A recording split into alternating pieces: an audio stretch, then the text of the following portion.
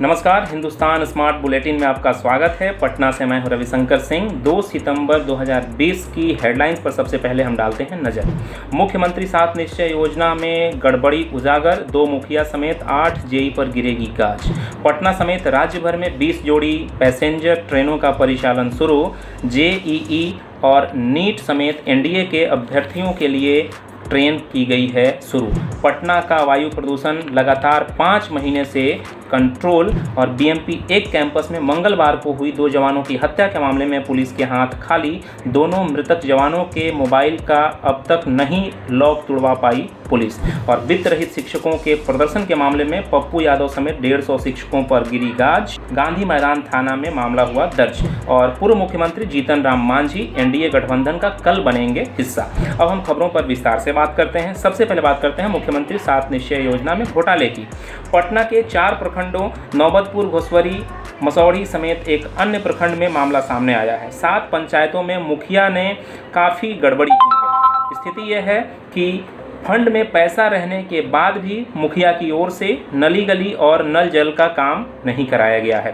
वहीं प्राक्कलन राशि से अधिक खर्च का मामला भी सामने आया है। वहीं नली गली और नल जल के लिए जो काम होना था उसमें मुखियाओं ने नली गली पर अधिक काम कराया है, जबकि नल जल पर बहुत कम। रिपोर्ट की माने तो नली गली में अधिक कमीशन के मामले में मुखिया ने दिलचस्पी दिखाई, जबकि नल जल के लिए कम। कई पंचायतों में 70% काम नली गली का हुआ है, जबकि 30% ही नल जल के काम हुए हैं। ऐसे में पटना के जिलाधिकारी कुमार रवि ने पंचायती राज अधिनियम के तहत मिले अधिकार का इस्तेमाल करते हुए 2 मुखिया को बर्खास्त करने की अनुशंसा की है। इसमें से 1 मुखिया को जेल भी भेज दिया गया है, उन पर एफआईआर दर्ज कर ली गई है। वहीं तकनीकी स्वीकृति देने के मामले में कोताही बरतने के मामले में 8 जेई भी जांच के घेरे में हैं। उधर पटना समेत राज्य भर में 5 महीने के बाद मेमू और डेमू पैसेंजर स्पेशल ट्रेनों का परिचालन शुरू हुआ। राज्य सरकार की अनुशंसा पर रेलवे मंत्रालय की ओर से मंजूरी मिली है। जेईई, नीट, एनडीए समेत अन्य परीक्षा को ध्यान में रखते हुए रेलवे ने पटना समेत अलग अलग केंद्रों के लिए स्पेशल ट्रेनें चलाई है। पटना से गया, बक्सर, मोकामा, फतुहा, बरौनी के लिए ट्रेन का परिचालन बुधवार के दिन शुरू हुआ। इसके लिए अनारक्षित टिकट काउंटर भी पटना जंक्शन समेत उन सभी स्टेशनों पर खोले गए जहां से ट्रेन गुजर रही है। वहीं सभी यात्रियों का जांच के बाद ही स्टेशन परिसर में प्रवेश दिया गया। पटना जंक्शन के स्टेशन निदेशक डॉक्टर नीलेश कुमार ने बताया कि स्पेशल ट्रेनों की तर्ज पर ही पैसेंजर ट्रेनों के यात्रियों का जांच, थर्मल स्क्रीनिंग करने के बाद उन्हें सफ़र करने दिया जाता है। उन्होंने बताया कि तमाम सारे जो सुरक्षा मानक हैं वह पूर्व की भांति जो चले आ रहे हैं उसका पालन किया जा रहा है। उधर पटना के लिए एक अच्छी खबर है। पटना में वायु प्रदूषण का जो स्तर है वो लगातार 5 महीने से संतोषजनक है। राष्ट्रीय वायु गुणवत्ता सूचकांक में पटना का जो स्थिति है वह संतोषजनक है। पटना में जो सूचकांक है वो लगातार 100 से नीचे रह रहा है। बुधवार के दिन पटना का सूचकांक 64 रहा। हम बता दें कि पूर्व के समय में हमेशा पटना की जो स्थिति रहती थी वह 300 से पार रहती थी। ऐसे में पटना का जो वायु प्रदूषण का जो स्तर था वह काफ़ी पुअर माना जाता था। ऐसे में यह जो स्थिति है वो काफ़ी संतोषजनक है और पटना के लिए इसे हम अच्छी खबर कह सकते हैं। उधर मंगलवार की सुबह 7:30 बजे बीएमपी 1 के कैंपस में हुई 2 जवानों की मौत के मामले में पुलिस के हाथ अब तक खाली हैं। दोनों मृतक जवान दार्जिलिंग के बताए जाते हैं।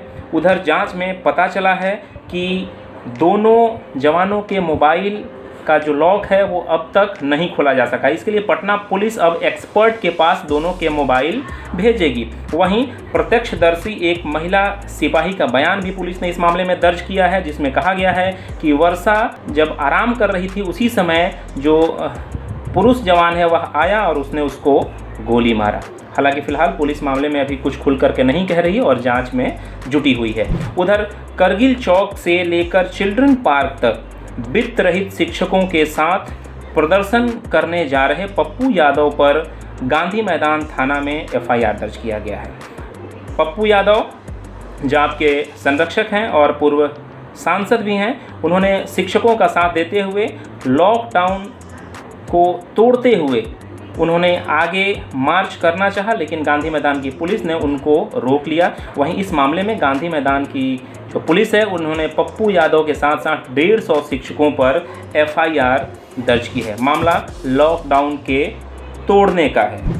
वहीं राजनीति से जो खबर आ रही है उसमें यह कि पटना में जीतन राम मांझी जी, बिहार के पूर्व मुख्यमंत्री और हम के राष्ट्रीय अध्यक्ष जीतन राम मांझी कल NDA गठबंधन का हिस्सा होंगे। कुछ दिन पहले उन्होंने महागठबंधन से अपना नाता तोड़ते हुए ऐलान किया था कि वे जल्द ही कोई नया फैसला लेंगे। ऐसे में मंगलवार की शाम उन्होंने प्रेस वार्ता कर जानकारी दी कि वे महागठबंधन का साथ छोड़कर NDA में बिना शर्त शामिल हो रहे हैं। उधर राजनीतिक विश्लेषकों की माने तो जो अटकलों का दौर है वह यह कि 243 सदस्यीय विधानसभा में जीतन राम मांझी की पार्टी हम को 10 सीटें मिलनी तय मानी जा रही है। अब हम कल इसी समय मिलेंगे, तब तक के लिए नमस्कार।